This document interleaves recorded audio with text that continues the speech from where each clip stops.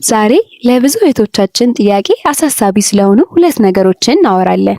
በአፍ ዙሪያ የሚፈጠር ጥቁረትና የላይኛውን ከንፈር ፀጉር ወይም አፐር ሊፕ ሄር ብዙ ጊዜ የሚፈጠሩት የፀሐይ ብርሃን፣ የቆዳ መድረቅ እና ፀጉር በምንጭበት ወይም በምላጭበት ጊዜ የሚፈጠር ጫና ናቸው። ዛሬ እንዴት በተፈጥሯዊ መንገድ በቤታችን ውስጥ ሙሉ ለሙሉ ማጥፋት እንደምንችል አሳያችኋለሁ። እነዚህን ዘዴዎች ከተጠቀማችሁ በኋላ ፊታችሁ እኩል የሆነና የሚያበራ ቀለም ይኖረዋል። እስከ መጨረሻው ቪዲዮውን ላይክ አድርገን እንጀምር። ክፍል 1 የላይኛውን ከንፈር ፀጉር ለማጥፋት የእርድና የወተት ማስክ። ይህ ማስክ ፀጉሩ ቀስ በቀስ እንዲሳሳና እንዳይበቅል ያደርገዋል። አዘገጃጀቱ አንድ የሻይ ማንኪያ እርድ ከጥቂት ወተት ጋር በመቀላቀል ወፍራም ሲሆን ከከንፈራችሁ ላይ ቀብታችሁ ለ15 ደቂቃ ቆዩት። ከደረቀ በኋላ በጣትሽ ወደ ላይኛው አቅጣጫ እያሸሽ አውጪ።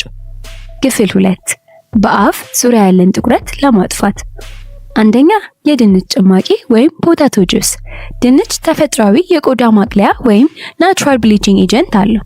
አንድ ድንች ፈጭታችሁ ጭማቂውን በአፍ ዙሪያ ለ20 ደቂቃ ቀቡት። ይህን በየቀኑ ብታደርጉት አስገራሚ ለውጥ ታያላችሁ። ሁለተኛ የማርና የሎሚ ድብልቅ። ሎሚ ጥቁረቱን ሲያጠፋ፣ ማር ደግሞ ቆዳውን እንዳይደርቅ እርጥበት ይሰጠዋል።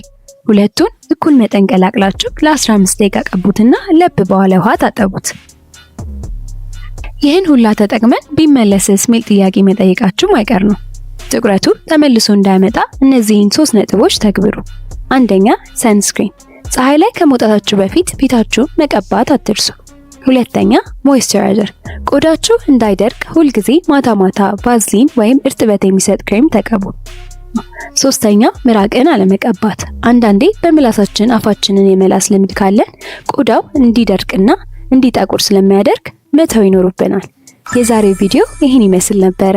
ለውጡን ለማየት ቢያንስ በሳምንት 3 ጊዜ ሞክሩት። ቪዲዮን ከወደዳችሁት ላይክ እና ሼር ማድረጋችሁን አትርሱ። ሰላም ቆዩ።